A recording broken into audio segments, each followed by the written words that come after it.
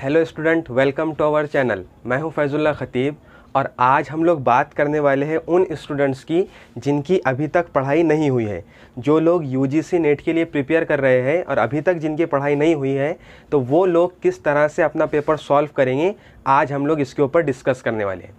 ठीक है, तो आप लोग को पता है कि यूजीसी नेट के अंदर हमारे पास दो पेपर होते हैं। ठीक है, पेपर फर्स्ट जिसके अंदर रीजनिंग और जनरल एप्टीट्यूड वगैरह आता है। ठीक है, और पेपर सेकंड जिसके अंदर आपका रेस्पेक्टिव सब्जेक्ट आएगा। ठीक है, तो हम लोग यहाँ पर उनका डिस्ट्रीब्यूशन देखते हैं कि किस तरह से हमको कौन सा पेपर को सॉल्व करना है कि हमारे चांसेस, या ऐसा बोल सकते हैं हम लोग कि हमारा कॉन्फिडेंस किस तरह से बिल्ड हो जाए एग्ज़ाम के पॉइंट ऑफ व्यू से।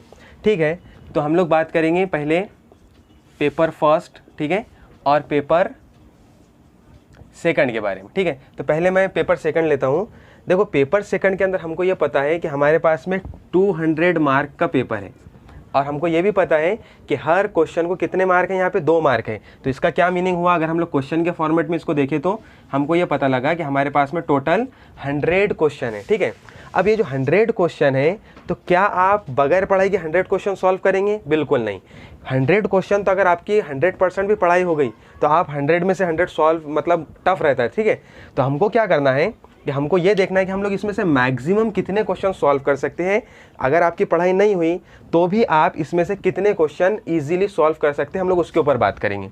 देखो, यूजीसी नेट के अंदर मैक्सिमम अगर मैं बात करूं तो मैक्सिमम जो क्वेश्चंस आते हैं वो हमारे पीजी लेवल के ऊपर आते हैं। ठीक है, लेकिन हमने जो जूनियर कॉलेज के अंदर मतलब 11th-12th के अंदर, या हमारा जो हमने ग्रेजुएशन किए हैं जिस सब्जेक्ट के अंदर 3 सब्जेक्ट्स रहते हैं, तो उसके बेस पर भी हमारे पास में इसमें क्वेश्चंस रहते हैं। ठीक है, तो अगर मैं उन क्वेश्चंस की बात करूं और जो आपने मतलब पीजी के दौरान भी जो पढ़ाई की है, तो उसमें से भी बहुत से क्वेश्चन ऐसे आ जाते हैं कि वो आपके माइंड में अभी तक मतलब रिकॉल होते रहते हैं, मतलब उसके लिए आपको ज़्यादा पढ़ाई करने की ज़रूरत नहीं है। तो अगर इन एन एवरेज अगर मैं बात करूं, ऐसे क्वेश्चन जो बहुत ईजी रहते हैं जिसको आप बगैर पढ़ाई के भी सॉल्व कर सकते हैं, तो वो क्वेश्चन मेरे हिसाब से 100 क्वेश्चन में से 20 to 25 क्वेश्चंस रहेंगे। 20 to 25 क्वेश्चंस ऐसे रहते हैं जिसको आप इजीली सॉल्व कर सकते हैं। मतलब आपको यहाँ पर 20 या 20 मतलब 20 से लेकर 25 के बीच में आप इजीली क्वेश्चन बगैर पढ़ाई के सॉल्व करें। क्लियर? तो अब हमको क्या करना है, हमको यही क्वेश्चंस को लेना है। तो मैं एक काम करता हूँ, मैं ऐसा अज्यूम करता हूँ कि आपने सिर्फ 20 क्वेश्चन से आप सॉल्व कर पाए। ठीक है, तो मैं यहाँ से ले लेता हूँ कि 20 क्वेश्चन आपको कहाँ से मिल गए, जो आपका प्रीवियस स्टडी था। ठीक है, अब हमारे पास रिमेनिंग कितने क्वेश्चन रह गए? अगर 100 में से 20 हमने सॉल्व कर चुके तो हमारे पास में टोटल कितने रह गए अभी? 80 क्वेश्चन। अब 80 क्वेश्चन जो है, तो इसके अंदर आपको 4 ऑप्शन मिलेंगे, A, B, C, D। तो हर क्वेश्चन में ए आने की कितनी प्रोबेबिलिटी है? 25%। ठीक है, तो अगर हम लोग ऐसा करते हैं कि इन 80 क्वेश्चंस को सिर्फ एक ही ऑप्शन हम लोग सिलेक्ट करते हैं, मान लीजिए जैसे पूरे 80 के लिए आपने ए सिलेक्ट कर लिए या पूरे 80 के लिए आपने बी सिलेक्ट कर लिए, तो आपकी प्रोबेबिलिटी क्या बन रही है? क्योंकि आपको पता होना चाहिए कि इन 80 में जो प्रोबेबिलिटी है वो हर ऑप्शन की, मतलब ए, बी, सी और डी की कितनी है? 25%। ठीक है, 25% हर ऑप्शन रहना ही रहना है। ठीक है, तो हम अगर किसी एक के ऊपर क्लिक करें, मान लो जैसे आपने बी के ऊपर क्लिक किए, तो आपके पास में 80 में से कितने आंसर सही होने की प्रोबेबिलिटी है? 25%। और 80 का 25% कितना होगा? 20 क्वेश्चंस। ठीक है, यहाँ पे 20 क्वेश्चंस हमारे और राइट हो गए। जो हमने पहले सॉल्व किए थे राइट, वो 20, और ये जो हमने ऑप्शन लगाए इसके अंदर 20, तो टोटल हमारे पास में कितने आ गए? 40 क्वेश्चंस। अगर हम लोग 40 क्वेश्चन के मार्क यहाँ पे काउंट करें तो हमको पता लगेगा कि हमने यहाँ पे कितने मार्क अचीव किए हैं? Total 80 marks. ठीक है, टोटल 80 मार्क्स।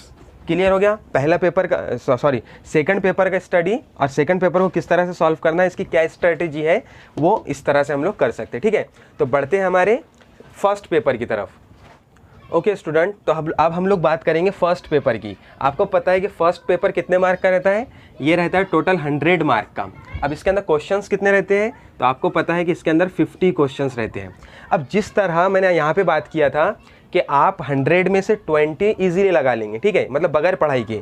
तो उसी तरह यहाँ पर 50 में से भी क्या प्रोबेबिलिटी बनती है, 50 में भी ये प्रोबेबिलिटी रहती है कि आप 15 से 20 क्वेश्चन आपको इजीली मिल जाएंगे, जो कि जैसे 5 क्वेश्चन तो आपके कंपलसरी है जो हमारा रीडिंग कॉम्प्रहेंशन रहेगा, ठीक है, उसके ऊपर, और कुछ रीजनिंग वगैरह के अंदर और कुछ जो बेसिक इन्फॉर्मेशन रहता है इन्वायरमेंटल स्टडी वगैरह, तो उसके क्वेश्चन आप इजीली इसके अंदर कर सकते हैं। क्लियर है?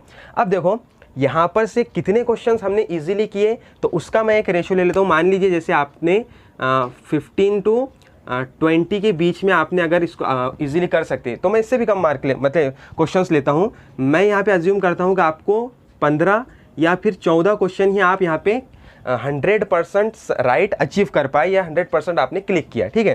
तो मान लेते हैं हम लोग, जैसे हमने यहाँ पे अगर 14 क्वेश्चन सही किए, ठीक है, तो 14 क्वेश्चन के हमारे पास में मार्क कितने हो जाएंगे, यहाँ पर हमारे पास हो जाएंगे 28 मार्क। क्लियर? अब हमारे पास रिमेनिंग कितने क्वेश्चंस बाकी है, तो टोटल हमारे पास 36 क्वेश्चन अभी भी बचे हुए हैं, ठीक है। अगर 36 क्वेश्चन का हम लोग 25% देखें, अब यहाँ पे भी करना क्या है, सेम ट्रिक, किसी एक ऑप्शन को आपको क्लिक करना है पूरे 36 क्वेश्चंस के लिए, ठीक है, किसी एक ऑप्शन को, ठीक है।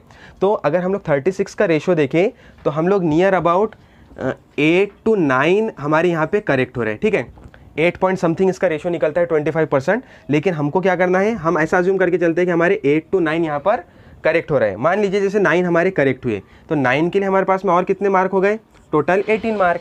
18 मार्क और 28 मार्क, अब कितने हो जाएंगे अपने पास में, इसके अगर एडिशन करेंगे आप तो 46 मार्क, ठीक है।